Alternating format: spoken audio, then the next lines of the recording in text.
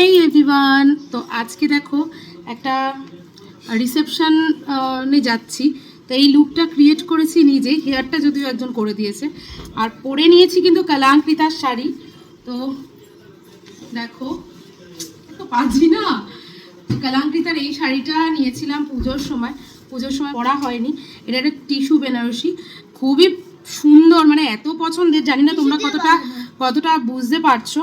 খুবই সুন্দর, রিজনেবল প্রাইসও বলবো, কারণ আরও অনেক কটা পেজ আমি ফলো করেছিলাম, তাতে করে আমার এই শাড়িটা কিন্তু বাকি পেজের থেকে দামটা অনেকটাই রিজনেবল ছিল। বাকি পেজ যেখানে প্রায় 10,000-এর মতন রেট নিচ্ছিল, ওরা প্রাইস নিচ্ছিল এই শাড়িগুলোরই, সেটা আমি কলাঙ্কিতার থেকে কিন্তু 8,800 টাকায় নিয়েছিলাম। তো তখন একদম নিউ লঞ্চ হয়েছিল এই শাড়িটা, দেখতেই পাচ্ছ। আর এটা কিন্তু সিল্ক মার্ক, মানে একদম অরিজিনাল সিল্কের, মানে টিস্যু সিল্কের বেনারসি। কেমন লাগছে অবশ্যই বলো। আর কলাঙ্কিতার অনুশ্রী আর অঙ্গশ্রীকে তো অনেক অনেক থ্যাংক ইউ, যে এত সুন্দর একটা শাড়ি তে আমি সাজতে পেরেছি ওদের জন্য।